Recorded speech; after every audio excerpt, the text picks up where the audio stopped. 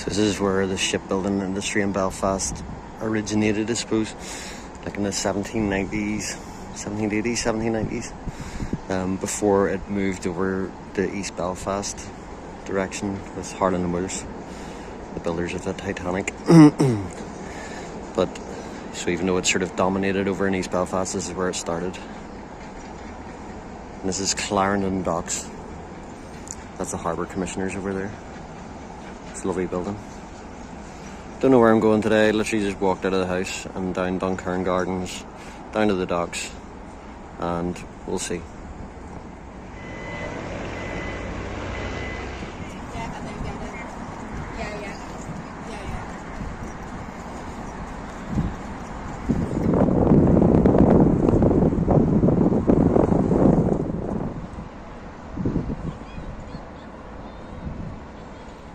So this is one of the less sightly, less aesthetically pleasing sections of the walk. Just a big wide road, but luckily we've got Samson and Goliath to keep me visually entertained.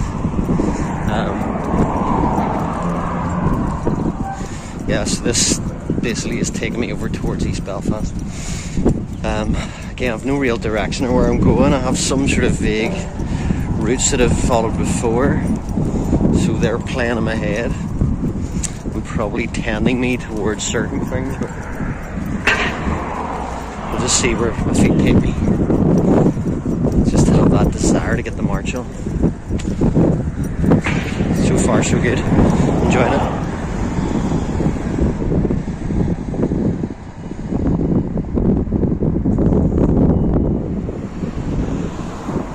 So it's decision time, and I think I've decided to go into East Belfast.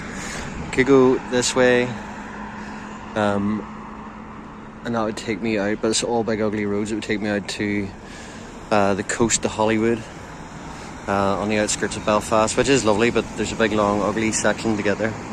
And then it was only relative in the last few years where they built this bridge to cut into Victoria Park, so it's a really good connector. Because I've basically walked from North Belfast and I'm now in East Belfast, and nearly all of this is all reclaimed land that I've been walking on.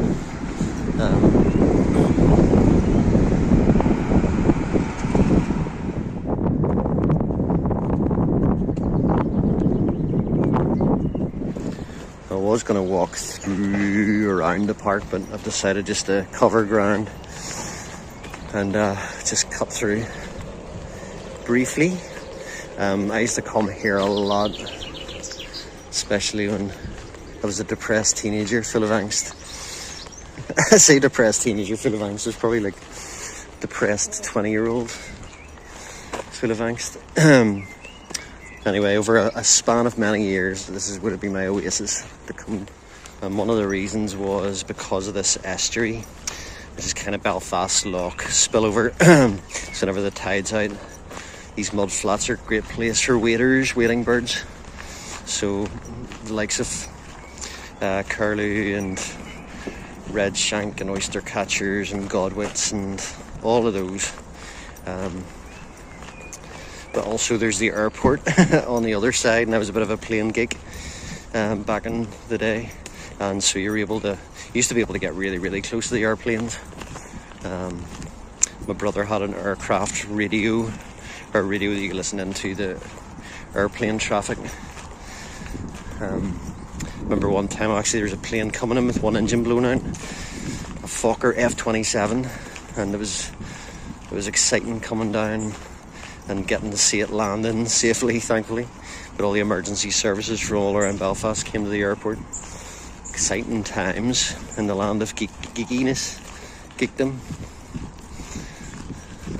Not much productivity today, I have to say, despite the fact that the tide's out.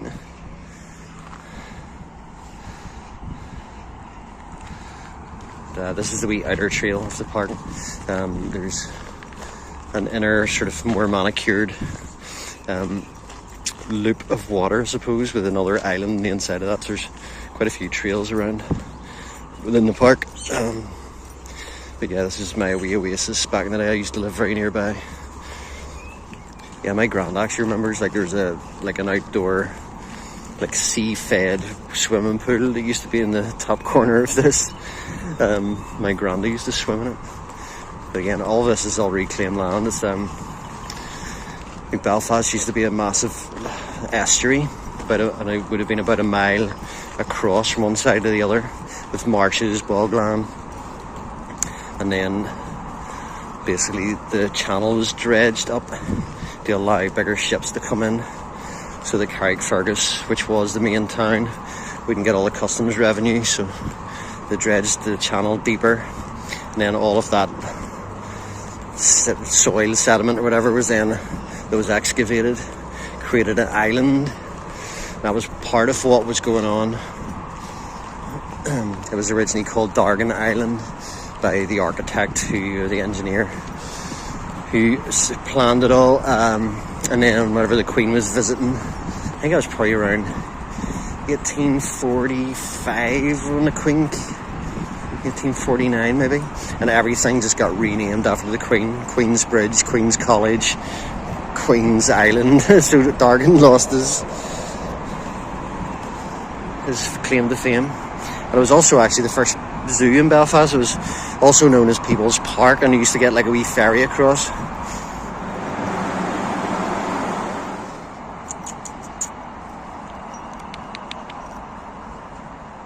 Yeah. Hello. Too busy hunting. There's Aslan watching over C.S. Lewis Square. It's kind of relatively recent development. Now used for events, and now the skateboarding craze is kind of kicked off. So a load of teenagers coming out with rollerblades and skateboards.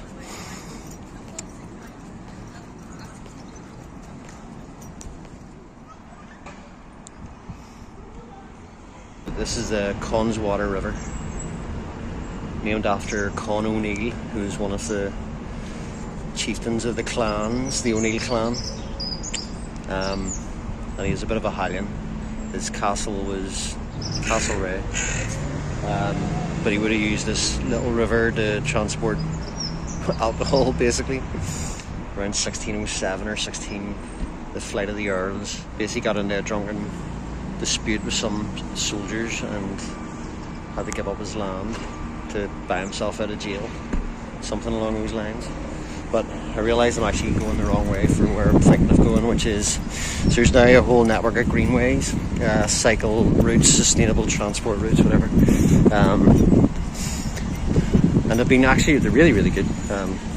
Definitely connecting places up and making places more accessible. And so this one's just a trail along the Connswater River, pretty much. Goes through several parks, and then the one I'm going to go on actually used to be an old railway line that's been converted. So the first half of it's not really that nice, but it does get nicer later. Right, get back on track. On a street called Bread in East Belfast.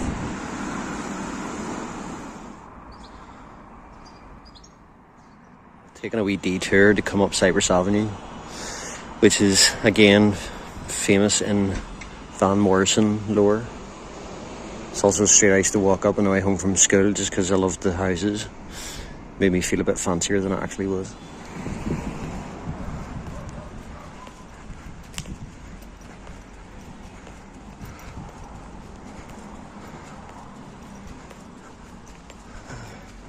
So this is the old railway line. It used to run out towards Cumber, Newton Ards direction.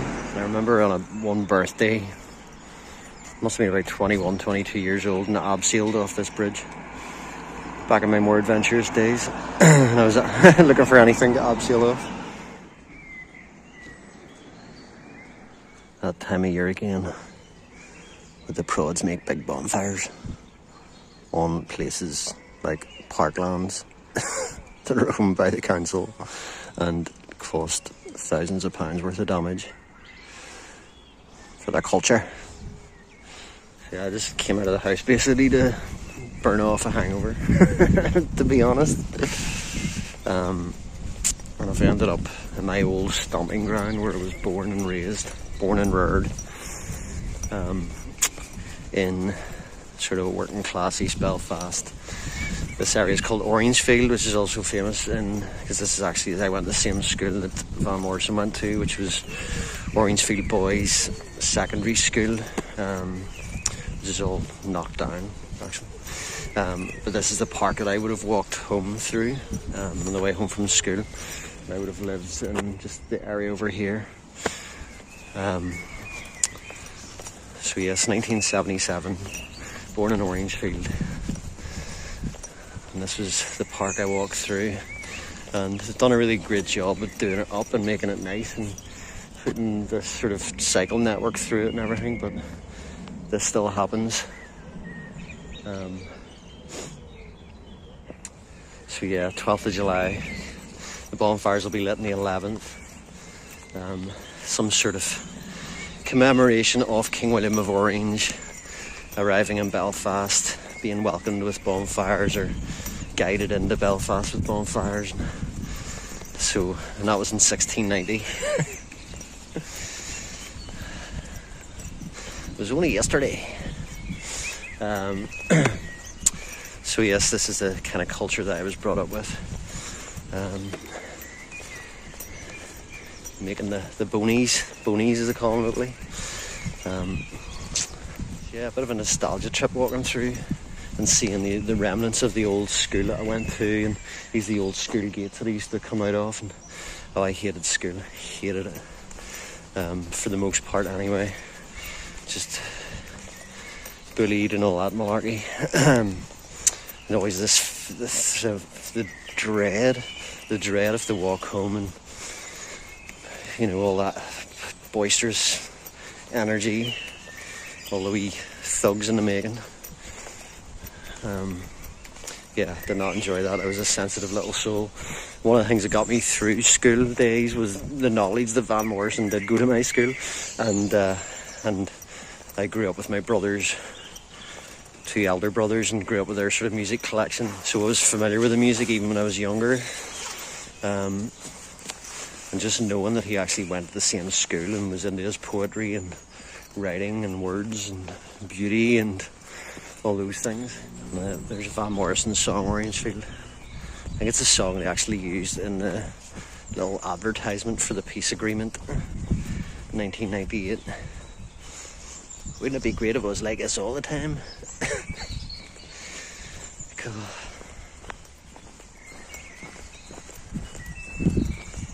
Wow, just the amount of bird song here, like, it's just beautiful.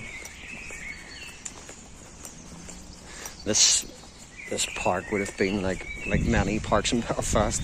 Where's a wee grey squirrel? There's actually quite a few grey squirrel. I remember the last time in here.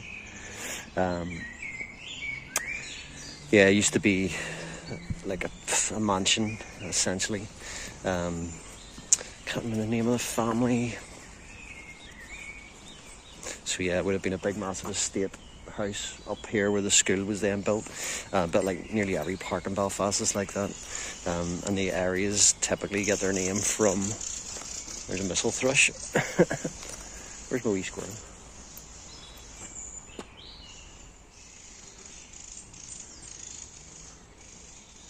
That missile thrush isn't happy.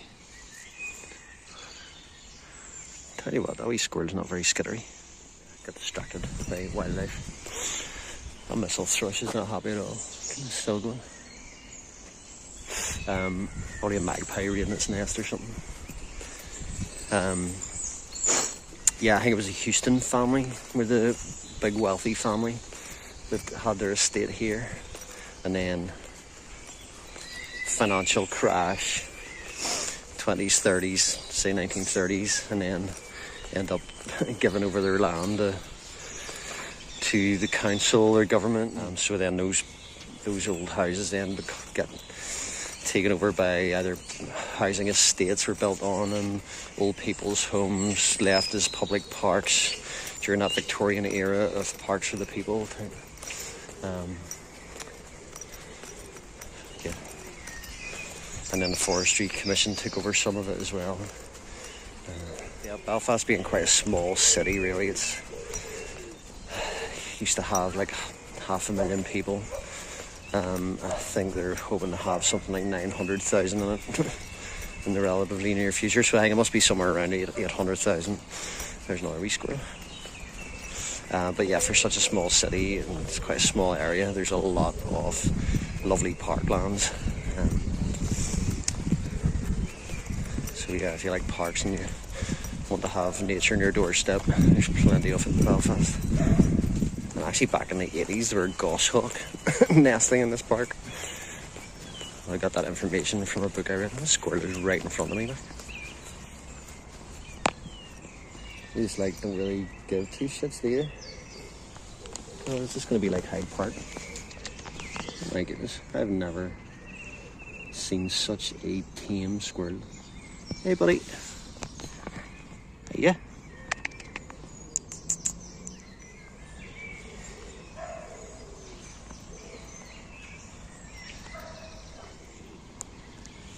Never seen so many squirrels at one time, and they're all so like tame, for want of a better word. There's even young ones running about.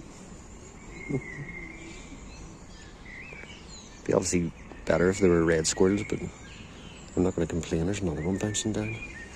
This is so cool. I could stay here all day watching the squirrel action.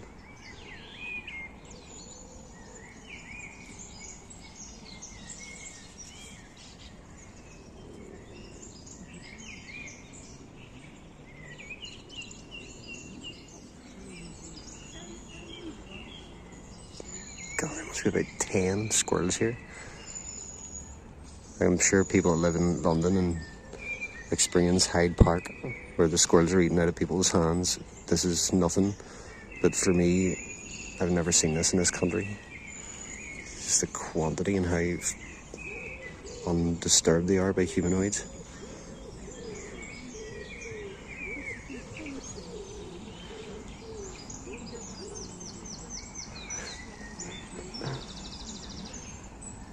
I swear somebody must have been feeding these guys.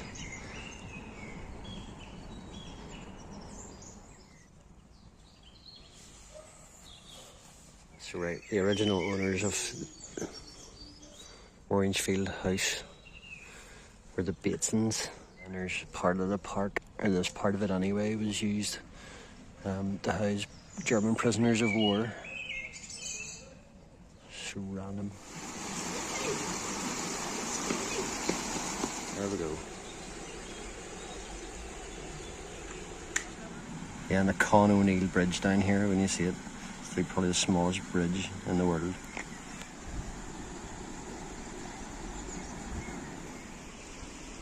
I would say it's probably the oldest bridge remaining in this part of Ireland, at least.